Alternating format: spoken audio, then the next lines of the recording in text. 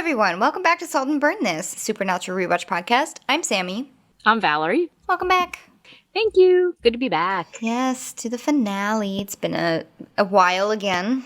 Yes. To the best of our ability, we do. We do what we can. Exactly. We don't get paid for this, so, Sorry, y'all. It's a little low on the priority list sometimes. Someone's got to buy the dog food, Exactly. So what show are you working on this time? In this moment, the only show is called The Falling and the Rising. And it's about a soldier, female soldier who was wounded in Iraq. And she's put into an induced coma. Because she's suffered a brain injury. So they put her in a coma, and while she's in this coma, she's living all these moments. She's living these moments, but in her mind, other people are also living moments of lives of families of soldiers and soldiers themselves. And it's just really touching. She kind of goes on this journey and then, fights her way back to not normalcy, but is able to fight her way back so that when they take her out of the coma, she is somewhat herself, even though throughout the doctors, there's a through line of the doctor saying, hopefully this coma will help the brain heal, but, I don't want to make any promises. I see. And she hears the doctors, she hears all of this. So she's fighting against it. Right. It's a one act. It's really good. It's heartbreaking. You cry at almost every scene. Mm-hmm. It's another one of those, wow, I had no idea contemporary opera could do this. You're right. Yeah. And that's great. So the Falling and the Rising. If it ever comes to you. So have you ever worked with Audrey Babcock? Yeah, she was our Carmen in Wichita one year. And that was the one that James Marvel did. Okay, good. She's in this, the Falling and the Rising. Fun. And she is fun. She's awesome. She was our Mrs. Lovett when we did Sweeney Todd at Wolf Trap. And it turns out that she grew up in LA on 3rd and Sweetser. Wow. Right? Which is 1 block from where I live. 1 block. And I was like, what? Yeah, because the conversation started with, I lived on the corner of West Hollywood and Beverly Hills. She's like, really, where? And I was like, well, Wilshire and La Cienega. She's like, really? I lived on 3rd and Sweetser. I'm like, Orange and La Jolla. Oh, we had this whole, it was kind of fun. Yeah. Yeah, but she's killer in this. She plays a soldier named Toledo, and she just kills it. Yeah, I can imagine. She was a really great Carmen. I felt really bad because during one of the runs we did yesterday, because we did our final room run, and I still bring the dog with me to rehearsal. Well, at one scene, at one point, Audrey falls to her knees and is crushed and crying, and Julietta was like, oh no, and walked out and was sniffing her. It's like, are you okay? I'm like, oh my god, no, Julietta, no. Get the dog off stage. It was cute, but it was not the moment. Right. I got a text from one of my nieces yesterday. Let's see if I still have it. This one kind of cracked me up, because you can only count on your family, or not count on your family, but ride your family to listen to the podcast for so long. They're like, we get it, we're not gonna. Yeah. So Samantha said, I was watching Supernatural with my dad, and we just realized why your podcast is called Salt and Burn This, with the ring of salt around the sticker. Very smart. Like, you just figured this out?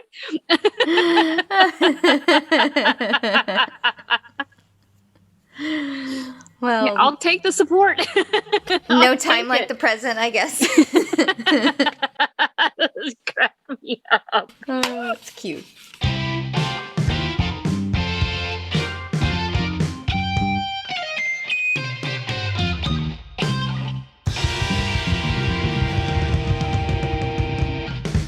Season 2, Episode 22, the finale, All Hell Breaks Loose, Part 2. Driven to the edge of emotional endurance, Dean makes a sacrifice that leads to a cosmic showdown with Yellow-Eyed Demon and to consequences even more far-reaching. Teleplay by Eric Kripke and story by Eric Kripke and Michael T. Moore, directed by Kim Manners. I wrote down, guess what? In this episode, all hell breaks loose. They are on the nose again with the title of this one. Yep. Guess what? All hell literally breaks loose. Mm-hmm. Our map quest is South Dakota and Wyoming. That's all I got. And so they're just kind of retracing their tracks. Yeah, they're stuck in the same area. Yeah. From when they were, I mean, obviously it's part 1 and part 2, so, they didn't really travel very far. It's the same day, maybe same couple of days. Yeah, right. Yeah. So we open this show with the Kansas song. Yes! Carry on my wayward son. There'll be peace when you... Okay. Again, bang on the nose. This is the first time they've used this for Supernatural. And of course, it becomes the canon. It's not. No, they used it last season. They did? They did, because remember I told the story about Carrie Livgren from Kansas coming to play during my high school choir, and I was like, I couldn't wait to tell that story. Oh, they did it though because it was kind of a 2-parter finale in the first season, but they didn't specifically say part 1 and part 2. Okay. And I feel like they did the Kansas song in the quote unquote part 1. Okay. I think that's what happened. I can't remember, but they did for sure use the Kansas song. It's funny because when I watched it this time and it came on, it was like, finally. That's what it felt like to me. Like, finally. So, man, I think that's why I wrote that down. I was like, I've been waiting for this. It's like, when does it actually become canon, so to speak? And I felt like now is it. So the recap. I would say yes, because they repeat it. So they use it in the first season and it's just like a one-off song. But then once they use it again in the second season, that now it's like, okay, this is a thing. Yeah, it's a good thing. Mm-hmm. It's very powerful based on the connection, like the immediate connection you make with the characters to the song. Right. You don't have to search for meaning. There's nothing hidden in it's this. Pretty spot on with the lyrics, and also that the band is called Kansas and they're from Kansas, and right. Kansas. Okay, so in the recap of this Carry On My Wayward Son, a lot of things show up. There's the cult. The first time they use the cult, flashes of it, shooting the vampire, I think. They go back to the Crossroads ritual, the first episode that they used that in is it Crossroad Blues? Mm-hmm. And also Dad's Deal. They flash back to just the episode prior where Yellow Eyes talks about the plan. For all the special kids, and then the death of old Sammy Boy ends on that. Yep. There's still a part of me that wanted to, when the recap finishes and you see Sam dead on a dirty mattress in this, in this ghost town, I was like, maybe he's not dead. There was still a part of me that was like, he can't be dead. Right.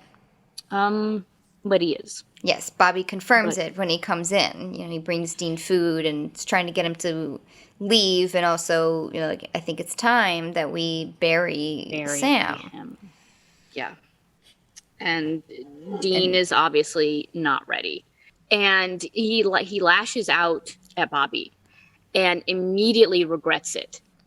And I was like, that's just so telling. It's just so telling. Because, he's like, Bobby's trying to impress upon him that, yes, Sam is dead, but the world is still ending. Like, we still have work to do. Yeah, life still has to go on, unfortunately. Yeah. Dean's like, he's at his end. He's like, fine, you know what? Let the world end. Right. My world has ended. Yeah. Sammy's dead. My world has ended. Right. So he goes back to, it's a recall to the Jinn vision, when all these people are surrounding him and saying, and he's saying to himself, haven't I sacrificed enough? Like, when can it be enough? And here, now he's like, now, all right, this is it. Now it's enough. Now I'm done. Now I'm done. But he does back down a little bit, because he physically shoves Bobby. Right. He's just trying to get Bobby away, but he's like, I'm sorry. Yeah. He's not mad at Bobby. He's just mad. But he still isn't going to leave with Bobby. Bobby's like, I'm just trying to take care of you, and we should go. Yeah. And Dean's not having it. So Bobby leaves him. He's like, all right, well, and he leaves with not a guilt. He's not guilting Dean. He's just like, I'm here if you need me type of thing, but I'm going to go. And I thought it was very telling that Bobby brought him food. And it was like a bucket of chicken or something. It's like, it's very sweet. Yeah. It also doesn't help that Dean's been drinking. But right. Well, they're usually drinking. Right. But I mean, Bobby makes a note of that. Like, you should eat. And Dean's like, I'm fine. Drink. Yes. Several bottles on the table. All right. So after the title splash, we cue in on Jake, who is camping out in the woods. He's got a tent set up, fire. He's sleeping. And because he's sleeping, then only Yellow Eyes pops up. Boing. But he is obviously perturbed that Jake came out the victor in his little contest. And he doesn't really hide it from Jake. He's like, great. Yeah, because Jake's like, I'm dreaming. He's like, well, give that kid a prize. You figured this out. You're dreaming. Yeah, right. I wanted to say that the actor, Aldous Hodge, he went on to do Leverage after this. Mm-hmm. And I had a really hard time accepting him on Leverage, knowing that he killed Sam on Supernatural. I was like, I don't like you. That's funny. And of course he was great on Leverage. Yeah. You fall in love with his character. And I was like, hard. It was a hard fought battle. But I just remember not liking him specifically because he killed him. Like, it's that guy. That's funny. I feel similarly to, now I don't watch the show This Is Us, but Sterling K. Brown is in This Is Us. And like whenever I see the commercials for it or the previews for it, I'm like, that jerk. But he's not. I don't think he's a jerk at all in the show. I think he's. But it's funny. I'm just like, get out of here. Nemesis. Mm-hmm. Yeah. But in this scene, you realize that Jake feels remorse for what he did to Sam, or what he's done to, like, he had to kill Ava. He had to kill Sam. He had to. He's like, you made me kill these people. Right. I don't want to be in this situation, which kind of lessens the my anger, at him. Because he's a victim of the demon too. Yes, for sure. But, so once again, the demon tells of his plan, like what's right, next. and he basically says, you have to keep doing what I tell you to, or I'm gonna torture your family. Yeah, exactly. I say kill, but that wasn't quite it. It was something really gross. No, it's like make them eat their own intestines or something. It's like, okay, I guess I'll do this thing that you want me to do. And I would if I were in Jake's position too. Yep. If a crazy demon guy who had unlimited powers, as far as I knew, said, hey, I'm going to torture your family if you don't do it. Okay. Yep. Enough said. Yep. Give me a what cemetery do you need me to drive to? Yes. Yep. So later that night, Dean is still in the house alone with Sam, Sam's body, and he's talking to Sam the same way he was talking to Dad's headstone in that other episode. Just kind of pouring his heart out and looking for answers that once again, no one is giving him. He is left alone to make decisions and to deal with the consequences of his situation. Right. By himself. Yeah. And it's just, again, it's heartbreaking because he's saying, all I wanted to ever do was take care of you. Right. Even without Dad telling me to. Mm-hmm. That's what I wanted to do. I just wanted you to be a little boy and have a good life, and I failed. I failed at the one task that I set for myself. Mm-hmm. So now what am I supposed to do? Yeah. And then in a fit of, I guess, the spiral, or maybe he's quote unquote inspired, he, in that like montage of like rock music, driving music, gets in the car, drives to a crossroads, gets together their box and digs up a thing and then sits and waits. Yep. Calls up a crossroad demon. Yep. And one of the fans wrote that he actually drove all the way back to wherever they first went to the crossroads. I'm like, no, you just went to a crossroads. It's not the crossroads. Right. It can be anywhere where there are two roads meet. But because they did their own map quest, I was like, oh, no. Nah. I would argue that. I was like, pretty that would be a hard. really long drive. Yeah, because where was that? Missouri? Mississippi? Why it was Greenwood, Mississippi. Yeah. Yeah, from South Dakota.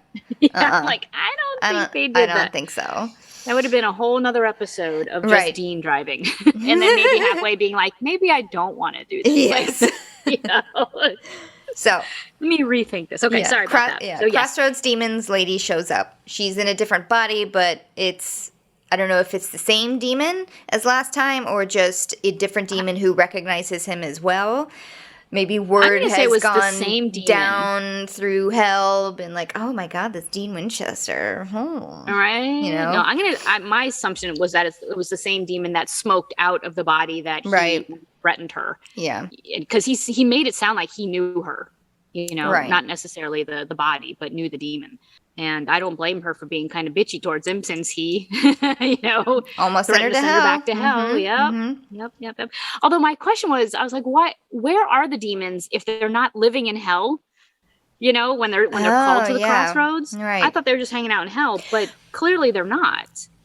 They're somewhere else. I read something a while ago, and I was going to bring it up later when we get to another big demon that's coming up. Mm-hmm.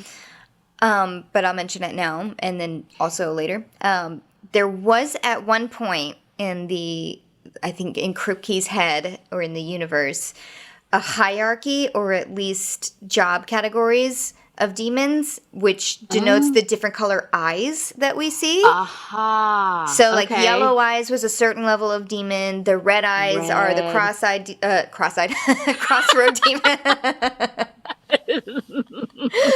That's a whole nother subset. Exactly. The cross-eyed demon. So then there's the black-eyed demons. The black eyes are just kind of your standard, like the pawns. Bees. Yeah.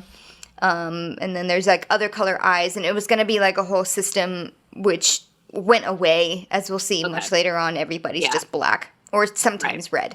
So I would think that maybe the crossroads demons, like the red-eyed ones, they have their own little area. Yeah, like they're kind of sort of able to come and go as they please, but only as long as a deal is being made. Okay. Or maybe they're like riding around the surface of the maybe they're within a crossroads radius, like they're allowed to freely roam within a number of miles of a crossroads. This is me just making shit up. Well, that makes sense because the demons don't want to go back to hell. No. They say that over and over again. Yeah. I don't want to go back to hell or been there, done that. Right. So they're clearly not coming. But anyway, I just thought it was interesting. I was like, where did they come from? Where did they go? Right. Yep. Yeah. I wanted to point out when Dean was waiting for this crossroad demon to show up, it went from that like charging rock music that and he buries his little box and stuff. And then he stands up, crickets. Literally crickets. All music has stopped, all sound has stopped, except for like chirp, chirp, and he's literally turning around looking for a demon, and it's like chirp, chirp. It kind of made me laugh, but not intentionally. I just thought it was a fun audio moment. Yeah. Okay, so back to this cross-eyed demon. Sam wants to make a deal. Dean wants to make a deal. Wants to make a deal for Sam's life for his soul. And he knows that it's in high demand. But she absolutely has the upper hand, and she knows it. She is driving a hard bargain. She's like, I don't care about your soul that much. Do it. I'll give me the 10 years. You can take my soul. And she's like, nope. Yep, and he just keeps lowering the number. And she's still like, nope. And at 5 years, she does the little sneaky, okay, maybe, and then just says, no deal. Yep. Leans in for the kiss and then pulls away like, no. Yep. And then walks away. And walks away until she hears Dean say, wait. What will it take? What will it take? That's what she wanted was what do I have to do? Yep. And then she then she has the nerve to say, don't grovel. It's, it's not sexy. Don't grovel. And I'm like, you're making him grovel. It's like a dominatrix move right there. Right. She finally just says, I'll resurrect Sam, but you get 1 year. You get 1 year and no weaseling out of it, or I'll end the deal just like that. Sam will drop dead. She knows them. She knows these Winchesters. Sneaky bastards that they are. Absolutely. Yep. I thought it was interesting when she first showed up, she didn't look around for a trap. So she must have already known that, Sam was dead. And that this was she did. She comes up and she's like, look at you. Said something father like son. Oh, that's right. Little Sam. She knew immediately that Sam was dead. But so Dean takes the deal. She says 1 year, no weaseling out. And he kisses her. Yeah, seals the deal with the kiss. Which really made the bile rise in my throat. I was like, oh, I did not. Ugh. And as soon as Dean kisses her, cut to Sam, eyes pop open. Yeah. And he sits up and he's like, what? Yeah. Confused. Yeah. But it worked. She kept her promise. Yeah. He wakes up. He's a little confused. He's in pain. He checks his back. And now it was hard for me to see just because I was watching with the glare on the screen. But is it like a scar? Did it already kind of scar up? It was already, it was like a healing scar. So it was kind of red and angry looking. But it was pretty gnarly, but it wasn't bloody or scabby or anything. Right. It wasn't a puncture wound of any kind. Right. I watched a show real quick where one of the characters gets shot in the shoulder, and he's dead, but he's put into this machine that revives him. And when he comes out of the machine, apparently the machine also fixes his clothes because there was no more hole in his. And I was like, wow, that's a really great device. Can heal bullet wounds and clothing. And men's clothing. Yes, that's hilarious. What show is that? Stargate. I should ask. I'm not going to ask anymore. I'm just going to assume it's either Stargate or Psych. So here's another good argument that Dean was not in Mississippi, that he comes in through the door pretty shortly after Sam wakes up. Right. So not a 2-day drive. He was just down the road. Yeah. And so Dean comes back in and he sees Sam, and just the look on his face is like, it worked. He's relieved. He's relieved. He's like, oh my God, I'm so happy. Sam's kind of like, how did I get healed so fast? What's going on? And Dean gives credit to Bobby for being able to patch up his wound. I was like, and then immediately to kind of diverge the attention, she's like, you hungry? Are you hungry? Yeah. Could you eat? Because I could eat. Let's go. Let's go. I love that when Dean first sees Sam, he hugs him so hard and for so long that Sam finally has to be like, ow. Yeah. For Dean to let go of him. So now they're sitting down and eating, and it's like chicken and pizza and beer and pop. And there's an outtake from this scene where Jared actually, takes a bite of the fried chicken, but he got a tendon or a ligament or something. And so he's like, oh, there's a ligament. So they had to retake, obviously, because nobody likes that part of a chicken. No. But so Dean is asking Sam, well, what do you remember? He's trying to be a little cagey about how can he kind of fix this narrative. Yeah, or just to see, how much does he know? Yeah. Which, not much. He kind of only knows right up into his death, which he doesn't know he died. He just passed out. He's just like, he said, I saw you guys, pain. And then I felt some pain, and then nothing. So over lunch, Sam has filled Dean in on everything that happened in the ghost town. Dean commiserates over Andy's death. He's like, oh, poor Andy. Who is this kid who stabbed you in the back? They keep calling Jake a kid. It's like, so who is this guy? Yeah. Yeah. And so Sam gets to tell Dean the story about he was one of the kids who the demon said, you guys have to battle it out. Yeah. So only one can survive. And he's like, so now I'm confused because if I lived and Jake lived because he got away, how is that? And Dean's like, well, maybe because they left you for dead, they thought you were dead. And so blah, blah, blah. Let's move on. Yeah. Now I felt like Dean was trying to suss out what the demon told Sam, meaning, does he know about the deal that I made? Because I don't think he quite, that was just me. I don't think he quite knew at what point in the timeline the demon came to him. Like, if it was just once, if it was a few times, or if in hell, he's just like, he does mention it was a dream. Yeah. Mentions it was a dream, and he was like, is that all he told you? You know, like, what else did he say? And then Sam is like, nope, that's it. Hiding the fact that he does not, the demon, like, poured his own blood into his mouth, and that Mom knew who he was. Mom knew him, right? So, like, kind of like a weird tension, lying thing going on, Wow, but very subtle. I mean, that's because I didn't pick up on that. I didn't think about that. What I started to see was the need for vengeance was much bigger in Sam now. Like, we have to go get this kid. Yes. I'm going to kill this kid. Yes. For what he did. I missed the subtext there of demon's blood in my mouth and Mom knowing. Mm-hmm. I did not catch that. Good job, Sam. Lucky I was there. Yeah. I missed the one thing that you didn't get. But it's not true. But Sam is like already fired up to go. He's like, vengeance, vengeance, vengeance. And Dean's like, hold on there, Van Damme, which very, very 90s reference to Jean-Claude Van Damme. Yes. Yeah, Dean is just like, no, chill out. You got to rest. We got to get your strength back. You almost died. Right. Can we just enjoy this moment? Yeah, and Sam, he's like, well, okay, maybe we can call the Roadhouse. And then that's another snap back to reality where Dean is like, oh, fuck, I have to tell him about the Roadhouse and that everybody's dead. Ellen's dead. Ash is dead. And we still don't know what Ash was trying to tell us. Right. Which puts the fire back in Sam being like, okay, this is really serious. We have to go. And I don't think it's just for vengeance. I think we got to find out what the hell Yellow Eyes is doing. Happening. Yeah, and stop whatever his plan is. Because he does know he's getting an army together, but for what?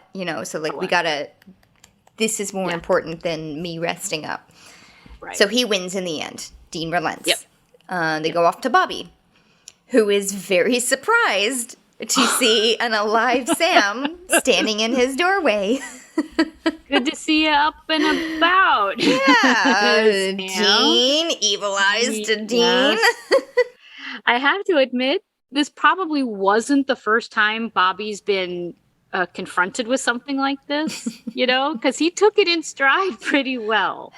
I mean, Bobby's seen some serious shit. I'm just going to put that down. Right. I also wanted to say that when the door opens, going back to Audio Land again, no sound, no music, no crickets, no nothing. It's just door open, silence. Yep. And then, I think more often than not, silence is way more powerful than, like, the absence of sound or music is more powerful than using music to emphasize a point. Yes, but it's because when you notice the silence, that in and of itself I'm thinking especially that Buffy the Vampire Slayer episode where her mother dies, and it's silent through almost 100% of it. It's like not until like towards the end where they finally bring music back, but it's so jarring not to hear any kind of background noise at all. Mm-hmm. Mm-hmm. Was that the whole silent episode where those creatures were stealing people's voices? Or no, where her mother died, where she found her mother like dead on the sofa, killed by no music at all. Those guys, the gentlemen, there is like background ambient music. There's just the actors are not speaking. Mm-hmm. Oh God, I loved that episode. I know. Back to this show. I was just gonna say Bobby's found some answers. Yes. He's figured out that there's this area in Wyoming where there's all these demon omens, basically, cattle mutilations and, other things that are signs of demon activity all coming into this one area. Suddenly. Yeah, it's like surrounding this area. It's like this one spot in southern Wyoming has nothing, and then around it is the swarm of demon signs. Yeah. And he uses this as an excuse to get Dean alone outside. He said, "Here, Sam, here's your fresh eyes, and you're smart. Here, why don't you take a look at this map and see if you can find any connection?" Yeah. Dean, help me out back. Yeah, let's go to the kitchen and talk a minute. Yeah. So they go out back into the junkyard where they can raise their voices. Yes. And talk. And Bobby's like, what did you do? What's going on? And Sam is just, I mean, Dean is still, he just looks beaten. Yeah. You know, he is just, I keep using the word to describe their situations, but wrecked. Yeah. He's pale. He has no defiance left in him. The swagger is gone. Yeah. He's just wrecked. Yeah. I think he is still not quite sure what he did, you know, or he wasn't sure about what he did, or do you know what I mean? Like, I think it was in such an act of desperation that he just did it without thinking, and he's still trying to wrap his mind around exactly what happened, what it means, and everything. And here Bobby's kind of literally slapping him back to reality, slapping some sense into him, being like, you made a deal, how dare you? How do you think Sam is going to feel when he learns this? Because you felt a way about your dad doing this for you. Like, what is it with you Winchesters? You keep wanting to, like, race down to hell. You know? And when Bobby hears that that Dean only has 1 year, he's like, oh my God, you know, it broke his heart. Yeah. It broke his heart. And I just feel like, God, man, Bobby, the things Bobby has been through. I know. To have the empathy and his own heartbreak about this. It's like his caring for this family is unique. Right. And significant, because he does he tells Dean, he's like, do you think that low of yourself? Basically, you are only worth a year? That this is all you're worth to the world, is to just sacrifice yourself like this. Yeah. And it breaks Bobby's heart. And I want to say the Supernatural writers have done such a good job of creating these male relationships, these family bonds within men and friendships that become family. I'm like, they do such a good job at writing these characters and writing these moments where I want to be a part of it.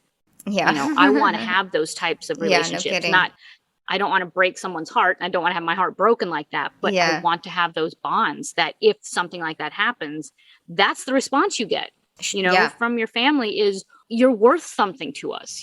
You mean something more than 1 year. Yeah. You know, so I just want to bravo to the writers and the creation of these bonds and these moments of the characters. Ugh, so good.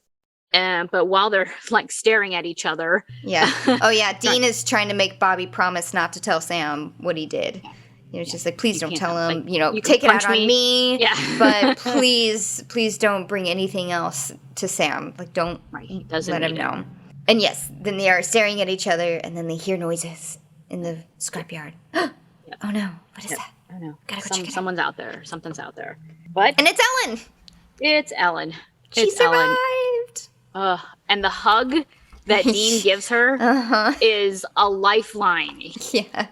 I was kind of hoping in this scene, because they are out in the junkyard, I was kind of hoping they would do like a camera pan to the car that Dean smashed, you know, in season 1 when he was upset about Dad, you know. He smashed his own car. Well, but the first thing he did was smash a window of a Accord or something. Yeah, I was kind of hoping they would just do a little callback to that. They didn't, and that's okay. The scene went on fine without Valerie's directorial idea. So Ellen, back inside Bobby's house, passes the holy water test. She's not a demon. Which I wonder why Bobby didn't do that to Sam when he walked in. You know? Well, probably because if Dean was with him. But wouldn't he do it to both of them? Yeah, maybe. Maybe just because the look on Dean's face was like, I did something bad. Yeah, maybe. Maybe. This was me, you know, I'm the dog who pooped on the rug. You know? Oh, I did it. Okay, fair enough. So Ellen has now moved on to whiskey, reveals that it was just dumb luck that she was not in the roadhouse at the time it burned, because they had run out of pretzels. Gotta make a Costco run to pretzels. But Ash was able to let her in on where he has his information, which was the safe, which she did retrieve it from the safe in the basement from the I guess, the wreckage of the burnt roadhouse, which that must have been really hard for Ellen, to like go through her burnt up remains, with the bodies and the Well, she even says, lucky me, everyone's dead and I live, which is exactly what Dean just went through. Right. When he was alone with Sam's body. Yeah. Everybody's dead except for me. Mm-hmm. Mom, Dad, Sam. Right. Yeah, good point. So the thing that was in Ash's safe was a map of Wyoming again, but with a series of like X's, like X marks the spots around that area. Around it. Mm-hmm. Yeah. Bobby's like, well, each of these, looking at the map, he's like, each of these is a church, right? A church built by Samuel Colt. Mm-hmm. And look, there's railroad tracks connecting each of these churches together. And oh, look, if we connect the dots of the churches and the railroad tracks, it makes a pentagram. Oh, it's a devil's trap. I mean, wow. Look at how smart we are. But the question is, now that they figured this out, is why is there a devil's trap here? What was Samuel Colt trying to keep out of this area? And Dean's like, maybe it's not trying to keep something out, it's trying to keep something in, within the devil's trap, which I didn't think about this at first, but I'm like, oh yeah, within the devil's trap is where things will be kept, because the demons in other episodes have been able to walk into the trap, but once they're in the trap, they can't get out. Stuck. Right. But I think this one, because it's railroad tracks and they're iron, they can't cross it. Yeah. So, man, this Colt guy is smart.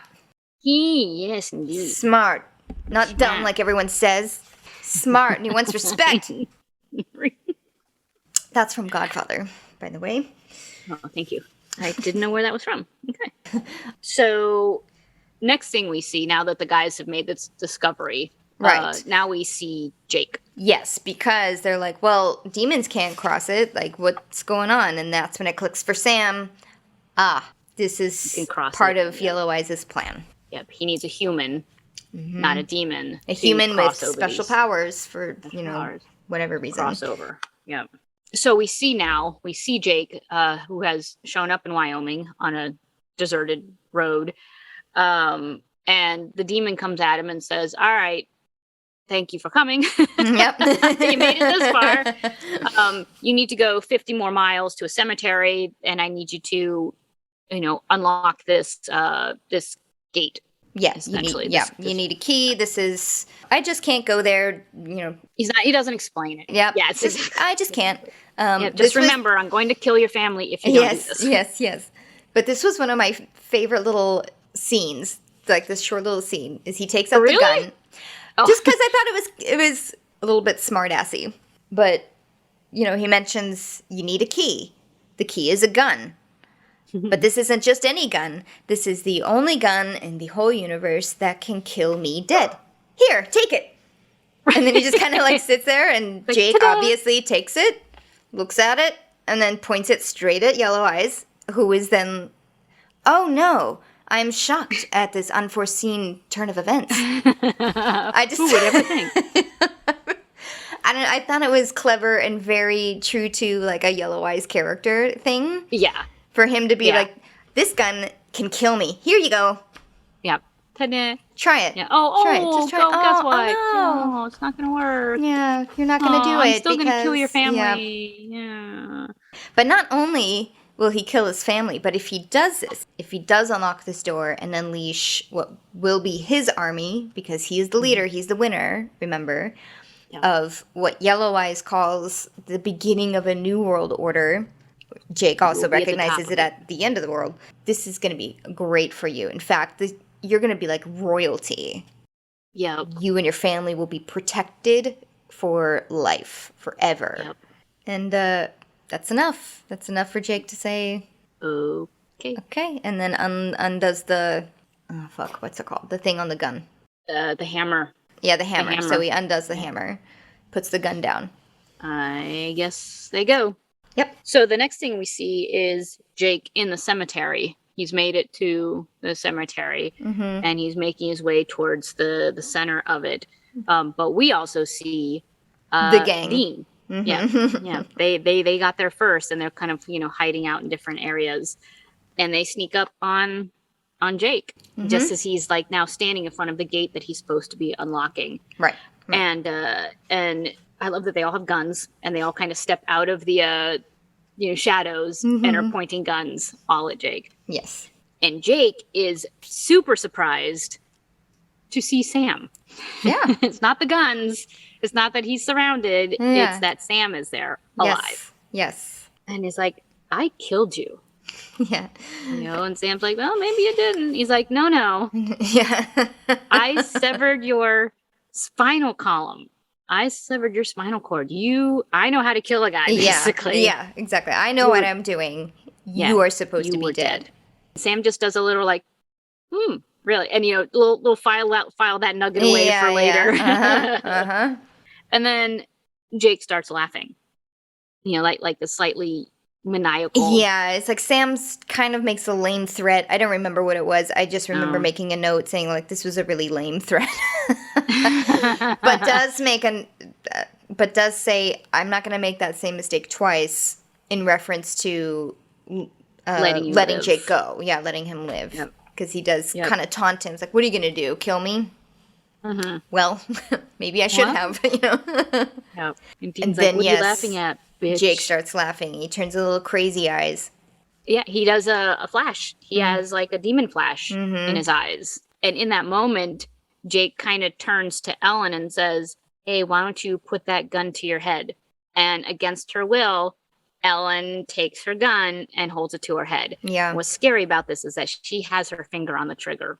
And that scared me in that scene. Oh, right. Yeah. Clearly doing this against her will. She doesn't want to do it. And so now Jake has the same powers that, what's his name? Andy. No, Max. Max had. Yes. Yeah. Well, and Andy's brother, the one who could make people do things. Wasn't it Andy's brother? Oh, I guess it could be. It's like a combination of both. Because Andy and Andy's brother kind of had the same thing. Because Andy could just say, hey, can I have your cup of coffee? And the guy would be like, yeah, here you go. Right. Right. But Andy's brother was able to get Dean to put his gun to his head. Right? When Dean was in the woods trying to get off like a sniper shot at him. He said it, yeah. He said, hey, like, I see you, and then you see Dean, like, putting the gun, like, underneath his chin. Yeah. Whereas Max could kind of move things with his mind. Yeah. Like, he could pick up a knife out of thin air. Right. Like, without any kind of physical contact. Yeah, so he could tell items to do what to do, and not people. So I guess it was kind of a combination, because to me, I saw Ellen, like, she didn't really want to do it. Mm-hmm. Like she was her the fighting fear in her eyes. She didn't want to do it. Physically fighting it, yeah. Whereas the two guys who could tell people what to do, it kind of, I think, was like, oh yeah, sure, here you go. I'll shoot myself in the head. Right. But anyway. But yeah, so Jake says, yeah, it turns out that Ava chick was right. If you just put your mind to it, or open yourself up to what the demon was saying, you can do anything. Yeah. And he's kind of gleeful about this newfound. Very. He had 50 miles of walking to the cemetery to work on his work on this new power. My question is, Jake says, he has Ellen put the gun to her head. Ellen, of course, is still Ellen. She's like, just shoot him, him. And Jake says, well, she'll be dead before you guys kill me, so don't do it. Mm-hmm. Why didn't he tell the guys? Why didn't he mind control the guys? I know he couldn't do Sam, but he could control Dean and Bobby and make them put their guns down, or make them put their guns to their head. But he didn't. He just said, put your guns down. And they did based on the situation, not because of him forcing their hands to put the guns on. Yeah, I was a little confused by that, because to me it looked like Bobby was fighting it a little bit. Like he was physically forced to put the gun down, but Dean didn't look that way. Like Dean, it took him a second to actually do it. So it looked like Dean's was a choice. Obviously Sam's was a choice because their powers don't work on each other. Right.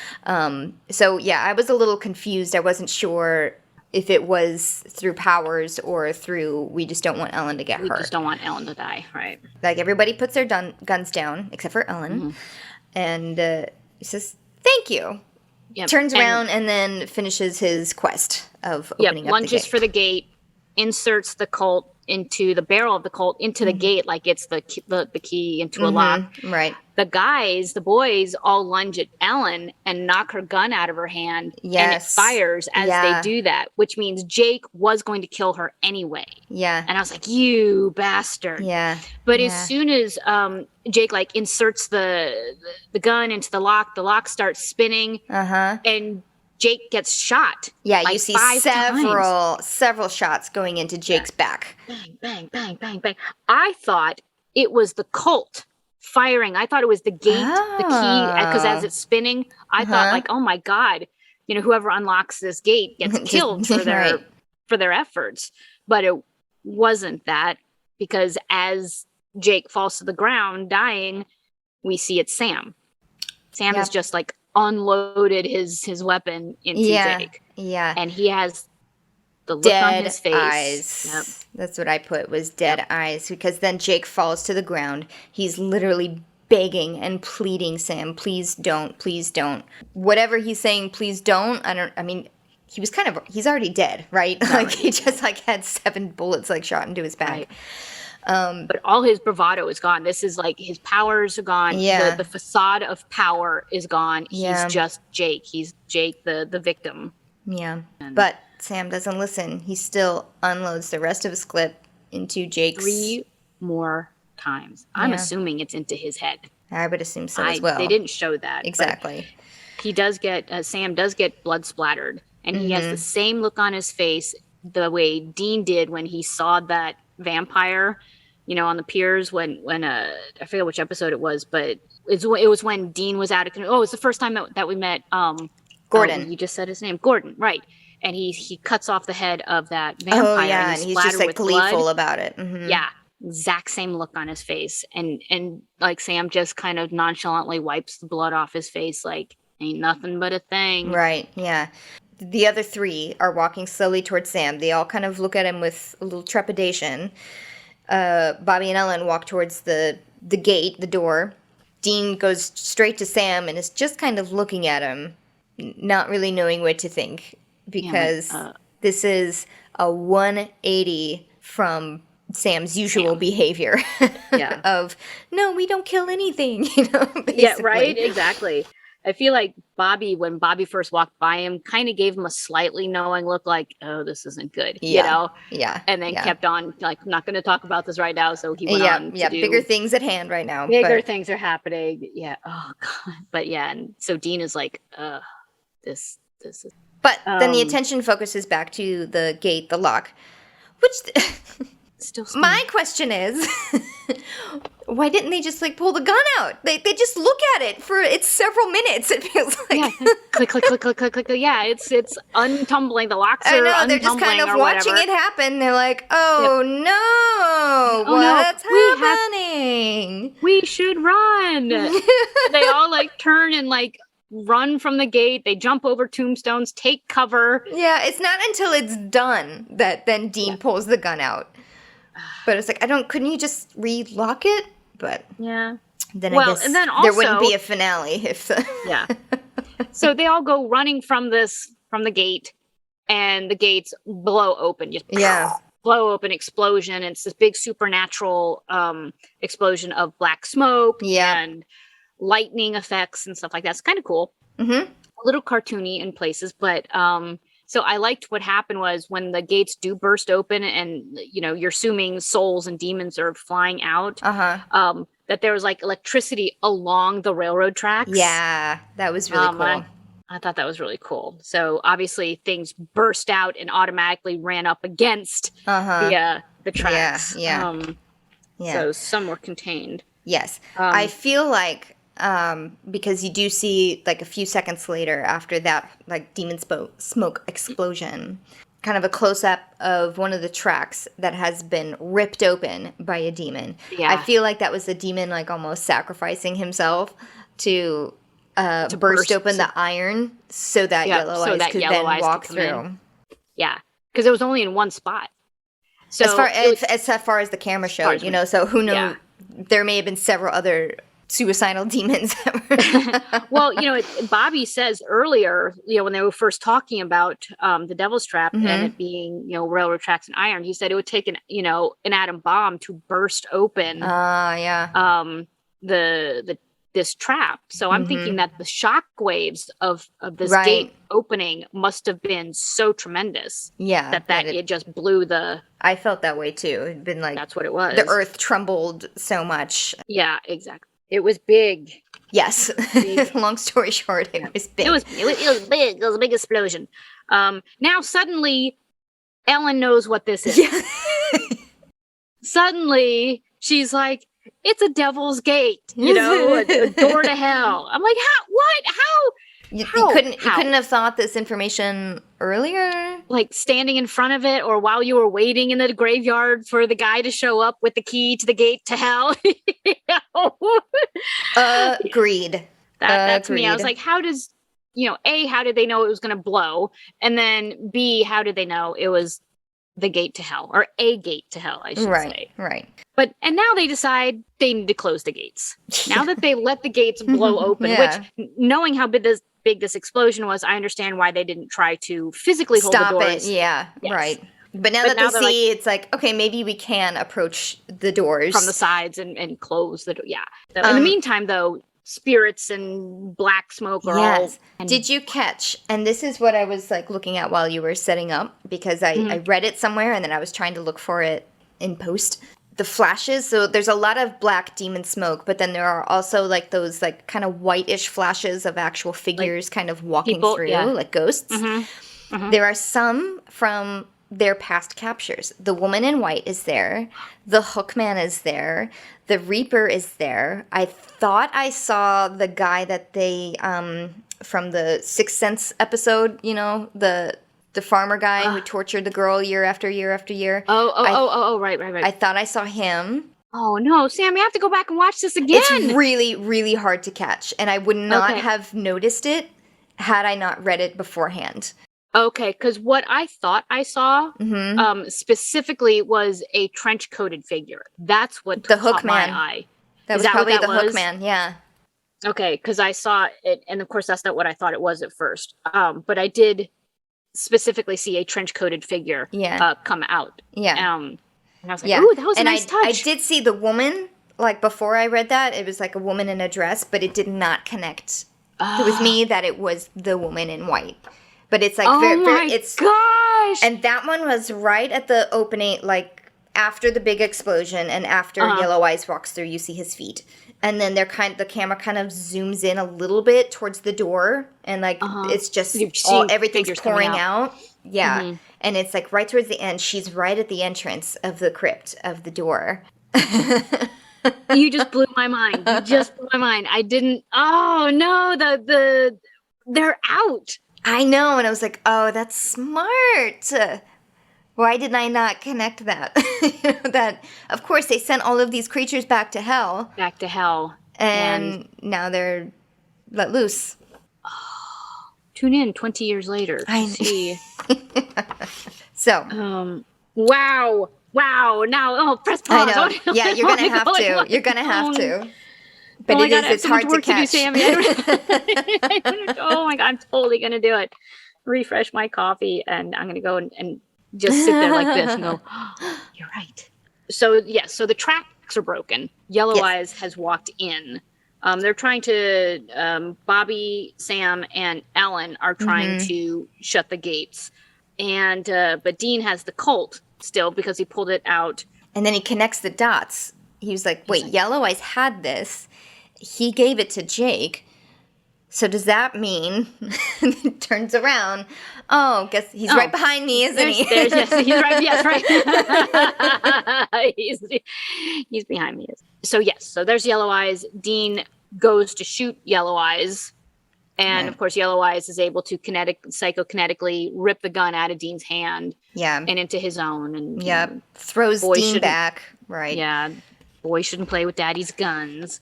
Yes. Poor Dean gets I know. Gets beat up. But, I mean, he's a mere mortal against, like, the super powerful demon. Why did the demon just kill him? I'm just going to put that out there. Can demons not kill people? Is a question I have. I think right now, maybe not, because later, although it is, well, anyway.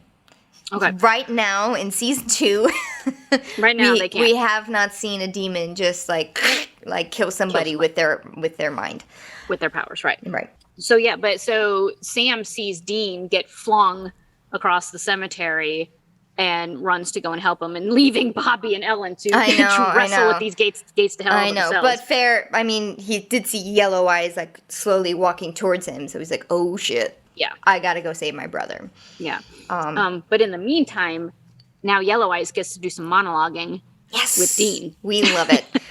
You know what? I loved Yellow Eyes in this episode. I was like, he got some really good dialogue. He got some really good moments. He was having fun. Yeah. What's his name? I mean, this was the moment he was waiting for, this for 2 whole seasons. He's been waiting for this moment. I know, because he slams Sam back into a tree, and he's like, "Stay there. I'll come back to you." And then he has like a one-on-one with Dean, and he's out of earshot of Sam, and he pulls in all of his powers. He says, "Sit a spell," and Dean is forced to sit there and listen. Yes, while I was going to call him Fred. Yellow Eyes is like, "Man, I did not see that coming. You bringing Sammy back to life. You put him back in rotation." Yes, he's like, and that's good because this is the guy I wanted to begin with. Right. But then he also has to salt in the wound, and he's like, since you brought him back, did you ever think that maybe it's not 100% your brother? Right.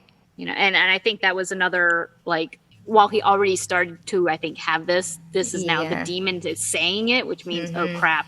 Yeah, right. I didn't get the full Sam back. Right. Because, and then he does say, he repeats back to whatever episode that was, Children Shouldn't Play with Dead Things, I think. Mm-hmm. Dean said over and over again in that episode, what's dead should stay dead. And my question was, and then I asked this question, and then I answered my own question,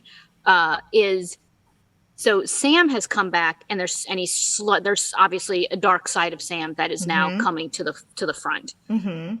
Dean was brought back, but nothing changed for Dean. And I answered my own question by saying Dean didn't actually die. Yeah, I actually had the exact same thought you did. I was like, why didn't Dean, have this own thought process about him? Yep. Like, I feel kind of fine. And there are those moments where you just mentioned that vampire episode where he's like gleefully killing a vampire, and he does kind of go on this weird self-destructive streak. Yeah, but he was influenced by Gordon in that. He was influenced by Gordon, yes, and I think he was also dealing with Dad's death in a very unhealthy way. We need to talk. This is not a healthy way. Yes. And then I also came to that same conclusion that Dean was only in a coma and on a verge of death. Yep. So maybe that's the difference there, because Sam was his soul didn't actually. Yep. He wasn't mostly dead. He was dead. He was dead. So now that he's done monologuing and he's revealed that he wanted the demon wanted Sam all along, he's like, I'm just going to go ahead and shoot you now. Yep. Thank you for playing. And he goes to kill Dean. But out of thin air, literally, John Winchester materializes behind Yellow Eyes, grabs, bear hugs Yellow Eyes, and manages to rip Yellow Eyes, the demon, out of the body. Yeah. So the body falls dead on the ground, and now Dad, John Winchester, is wrestling with the smoke of, the demon of Yellow Eyes. Yeah, and it's long enough it's long enough to loosen the mind hold that he has on both Sam and Dean. And by the time Demon Yellow Eyes is able to overpower Ghost John Winchester gets back, I wrote down Ghost Dad too, goes back into the body of the janitor. Which, by the way, that was a terrible effect. Oh, yes. I was like, of all the times they've done really great smoke effects for the demons, that was the worst they could have even. I know. Yeah, I don't know, because that definitely looks like his chin movements was also in post. That was not. I don't think that was. I don't think that was the actor, because it looked too robotic to me. And I wonder if they maybe his mouth wasn't open enough. when they were putting in the smoke. I don't know. But it did. It looked off. It's kind of a swing and a miss on the effects department. Exactly. So. But it was like, well, we spent the money. I guess we're going to use it. Yes, right. Yeah. So the demon is now back in the janitor's body. Yellow Eyes is now back in his body. Mm-hmm. And gets up. And now Dean has the colt. And shoots him. Yeah.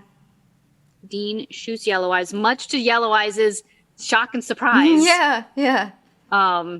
He takes the bullet, and it does that fabulous, like lightning on the inside of his body. You see his skeleton, and he's like exploding almost on the inside from this, the Colt's bullets, the special bullets. Yeah. Flicker, flicker, flicker. Did you notice, like, as he was dying, the last light that went out of his eyes, like his yellow eyes flashed one more time? Yeah. Did you see what it was? No.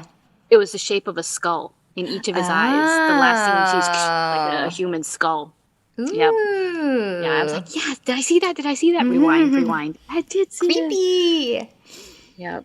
And boom. Yep. Sam's released from the mind blast. Ellen and Bobby close the crypt doors, and it relocks automatically. And they all kind of look up and take a breath, and Dad is still there. Yeah, he's almost like materialized a little bit more, because when he first approached Yellow Eyes, he was halfway visualized. He was kind of that white outline a little bit, but also a little bit with the flannel. And it was like halfway through his wrestling with the demon that he finally kind of solidified a little bit. Yeah. And so Dad's there. He walks over in front, stands in front of Dean, does the old hand on the shoulder, like, good job, son, everything's going to be okay thing. And all three Winchesters have this, like, wordless moment that they shared. They just shared kind of knowing looks, but not, it's just like, okay. Yeah. It's going to be okay type of thing. Yeah. And then Dad just kind of white smoke, flashy gold. Yeah, he like Patrick Swayze'd. Yes. Oh my God, he totally did, without actually looking up towards heaven. Kind of a feel good. Intention. A feel good explosion. Yeah, internal like combustion. Yeah. Yeah. So I was just to know, I was really bummed out that he had like a physical moment with Dean, and he was just like, good job, son, and then just looks at Sam, Sam. Like there's no like physical connection there. I was really sad about that.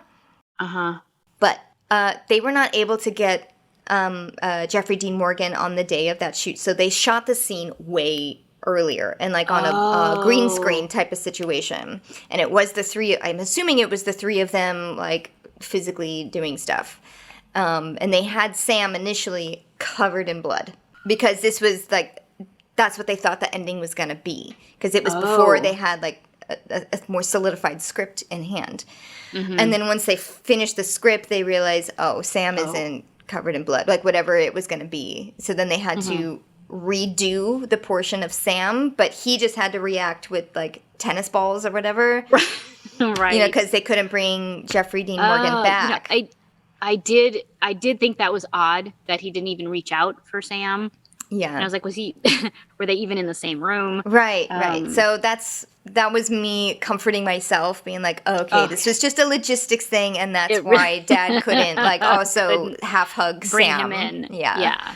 Okay. And I'm sticking with that. No, it's good. I like it. I'll keep that. I like that better than he just doesn't like Sam as much. Yeah. Yeah.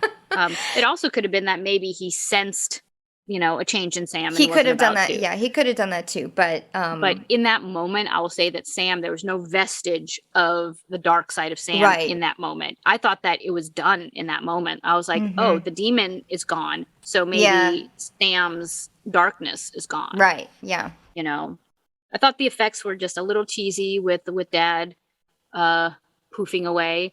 But I was like, this man clawed his way out of hell. Yes. And even they are like a little shocked about it, like a little bit, but they're like, well, I mean, if someone is as stubborn to do it, he's the one. Yeah. And whether he's in heaven or not in heaven, at least he's not in hell. Right. Is my assumption, is that the gates were open. He clawed his way out. He didn't gets sucked back in, Dad's out there somewhere. Yeah. And so now we see Sam and Dean standing over the still smoking body of Yellow Eyes. Although the only thing that was smoking was the bullet wound, which I thought was actually kind of a cool effect. And there was just a single bullet hole, and it was smoking.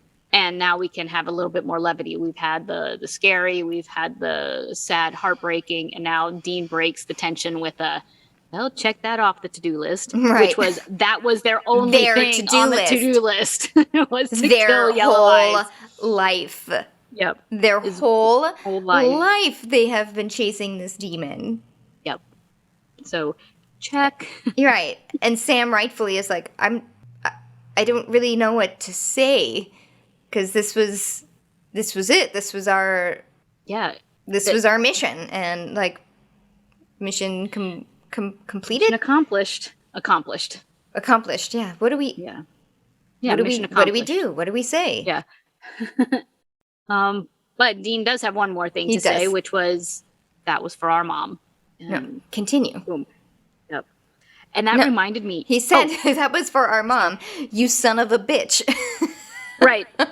You said, because what I was going to say is what he ends up saying reminded me in that moment of The Princess Bride, when Inigo Montoya ends up killing the five-fingered man. He's like, what do you want? Man. Six. that damn five-fingered man. The six-fingered man. Sorry. He's like, what do you want? I'll give it to you. And he's like, I want my father back, you son of a bitch. Yeah. Oh yeah. That was for my mother, you son of a bitch. Son of a bitch. So now Sam asks. So now Sam can confront Dean about that whole moment with Jake, because he says he looked like he saw a ghost, and he said that I was actually dead. Dean tries to brush it off. He tries to just say, can we just have a moment? Like, we just accomplished our life's goals. Exactly. And Sam's not having it. He's no. Like, he keeps pushing, and he's like, he can tell when he's lying. Dean says like, no, you didn't die. And Sam says, Dean, I need to know the truth. And he pushes so hard that Dean doesn't even have to tell the truth. He can just tell on Dean's face, on his reaction. They can't even look at each other. No. Like, Dean can't look at Sam. It's Even Sam at one point kind of comes around to try to face Dean, to do face-to-face, and Dean still can't look Sam in the eyes. Yeah. God. And, so Sam figures it out just by looking at Dean and his reaction. I died. And he's like, did you sell your soul for me? Yeah, he says that. It's like, did you make a deal? And Dean doesn't answer. And then Sam's next question is, how long do you have? Knowing that the answer was yes. 1 year. And, like, while I'm sad for Sam having learned this in this moment, what broke me was Dean, when he says, don't be mad at me. Yeah. Don't be mad. He's like, don't do that. It's like, that would actually break Dean. Right. Is having, and I think we all know that feeling of wanting to keep peace and wanting to keep other people happy. And it's like, I just couldn't take it if you were mad at me right now. Right. It's like, I didn't know what to do. This, again, a moment of desperation. I just wanted to protect you. That was like my job my whole life. And he's not being defensive. That's the thing. He's not being cocky and defensive. He's like, please don't be mad at me. Yeah. I had to do this. And I was like, oh God. With the emotions on the heartstrings, this show. Yeah. It's supposed to be a monster of the week, and I always find myself empathetically attached to these characters. Yeah, and Sam is like, well, if you think that's your job, what do you think my job is? Like, you've been sacrificing everything for me. You've been saving my life. You've been trying to protect me. What am I supposed to do? Like, I have to return the favor, but I want to return the favor. Yeah. Now it's my turn. Now it's my turn. You're my big brother, and I need to bark at you. So Bobby and Ellen come back into the picture. Yeah. They kind of like snap. There's a lot of snapping into reality. I've said that a lot. But they do. Like, the brothers are having their, like, brotherly love moment, and then these two are like, hey, Hey, guess what? Yeah. The doors, the gates are closed, by the way, thanks. Yeah. We got the gate closed. BT dubs. But Bobby still says war is coming. We may have closed the gates, but a still, lot got out. like 200 got out. An army was in fact released. And we've got work to do. Yes, this episode ends on basically a dupe shot of the final scene of the pilot, where Sam like opens up the trunk, throws in the weapon, and says, "We've got work to do." Except this time it was Dean, who's happy now. He has like another purpose. He's like, "Great, we've got work to do. We've got Let's work to do." Yep. Anything to not talk about the fact that yes, I just sold my soul to the devil. Yes, exactly. Exactly. And you do see like his face transform from like, oh shit, this all sucks, to, well, hey, he literally does, like, you see Dean come back. Like you see the Dean come back into Dean's face. Yeah. The cocky smile, the swagger with the gun. And, they close the trunk and we hear Boston, saying, singing "Don't Look Back." And I was like, really? Don't look back. It's good. It works. Absolutely. Mm-hmm. So I'm like, okay, so they could have ended the series with this. I mean, total wrap up. I mean, the boys can go off and keep doing their supernatural thing. Yellow Eyes is dead. The gates to hell are closed. They could have ended it with that. Right. I wonder if, and I don't know this for sure, but I wonder if that was a just in case. Sometimes shows will do that. They'll try and make a nice packaged ending just in case maybe it doesn't get renewed or it gets canceled. Yeah. I don't know for sure if that was the case, because I don't know, like, maybe after the pilot season they got signed on for X number of seasons. Like, that will happen sometimes. I don't know the logistics of that. But yeah, I think I would remember them talking about this in the commentary of the part 1, where they weren't sure, like, they thought maybe they would let Yellow Eyes go for another season, like, have him be the bad guy again, and they kind of decided gutsily, it's like, you know what, no, let's stop it here, and then we'll move on to something else. Because even with the special children, the psychic children, they were going to have that go on for even longer, and they decided kind of at the last minute, and I think that's what the whole ending change was, when Sam was covered in blood versus what actually happened. Right. I don't know specifically what was going on there, but I think they were at first, like, the psychic children were going to, tie over, into just the third season. Yeah. And they kind of said, you know what, let's also just, like, wrap this up. There's kind of not much we can do with them because the psychic children are not that interesting. It's hard to visually show psychic abilities. Yeah. Yeah. Well, and they're fairly easily conquered because they are human. Right. And having those abilities obviously weighs on them. Yeah. I don't think any of them handled it well. No. Except for Andy. Yeah, Andy was like, oh, cool. Yeah, cool. Gay porn that I can inflict on people. Yeah.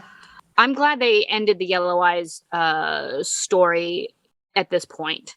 I am too, in hindsight. It's like, you can have the bad guy, but it's like, but they left us with, again, the demon blood, and how did Mary know Yellow Eyes? Like, that storyline is still out there. Yes. So it's not like Yellow Eyes is completely gone, because of his relationship with Mary is still there. And also his plan is still set in motion, because he tells Dean, Sammy's back in rotation. He can still keep going. And this was before he obviously knew he was going to die. But the army is still released. What's the army for?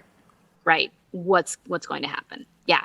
I mean, they literally just opened a Pandora's box. Yeah. Like, who knows what's out there now? Yeah. So the writers have carte blanche to bring new monsters of the week, new nemesis, new either it's a of the week, or if it's an ongoing storyline, a character that just keeps coming back. So now they've just pretty much opened the door to anything. Yeah. And I'm excited about that. I am too.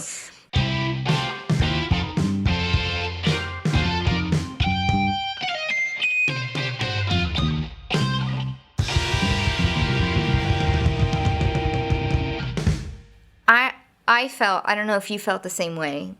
I was a little shocked that Yellow Eyes was done, meaning it felt like there was more of him. Like maybe he made such I don't know if I'm trying to explain this well. I feel like there were more scenes of Yellow Eyes than there actually was. Like I'm remembering more of Yellow Eyes, but maybe it's because he made such an impact in those. He's literally just in like he's in 3 episodes and in not very many scenes. Like as Fred, the actor, right? Right. You know, like they show glimpses of his eyes and he's like a shadowy figure burning. But to see his personality in Fred, and I guess he was in Dad that one episode too, but. Right.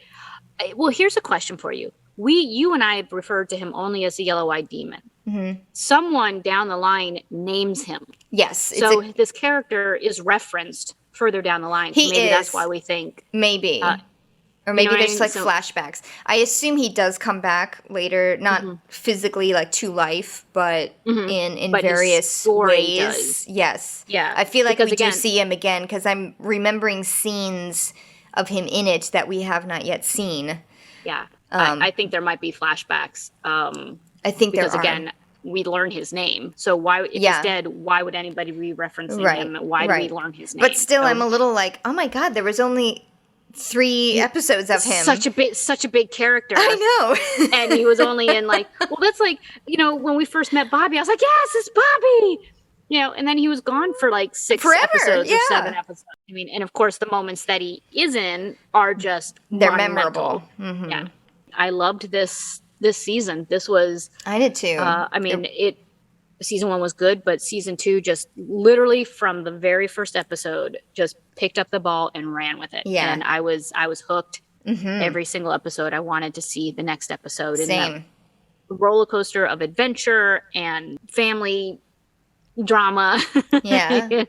No, absolutely the same. There were a lot of surprises, meaning like, oh, I don't remember this episode. I don't remember this monster. I don't remember this plot line.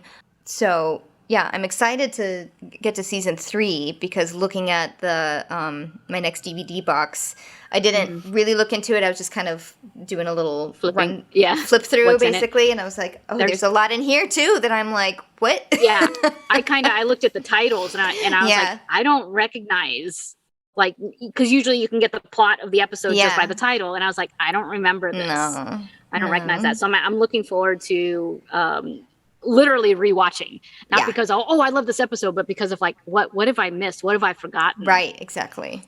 And I'm glad we finally got to the Devil's Trap cemetery scene because that's what I've had in my head for a very long time. I thought that actually happened in season 1, which is why when season 1 ended, I was like, wait, what about? I think the same thing. I think that there was what I thought the end of the part 1 and the end of part 2 were 2 different season endings.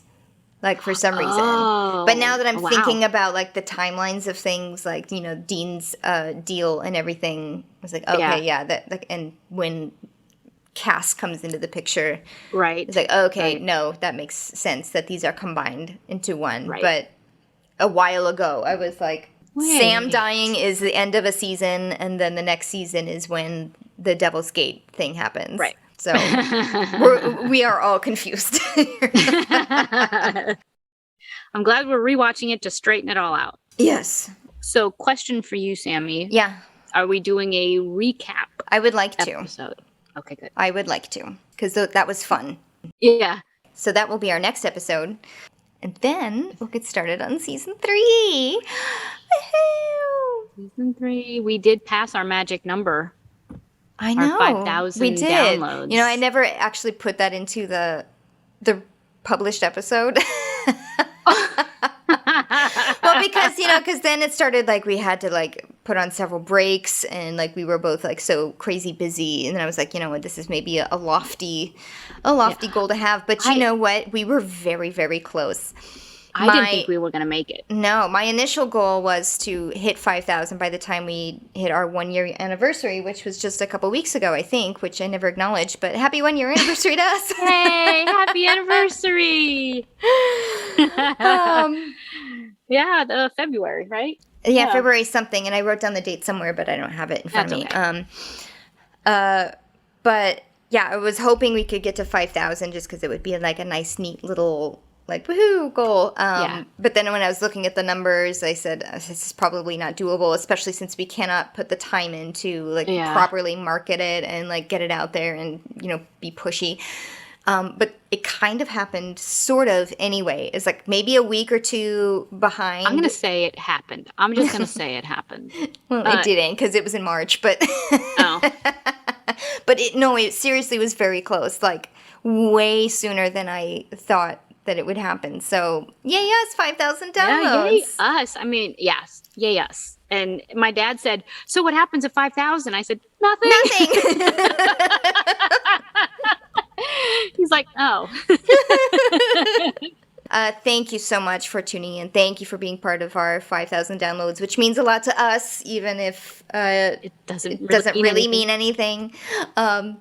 Please try and rate us on Apple Podcasts. It really, really helps us just kind of boost us just a little bit.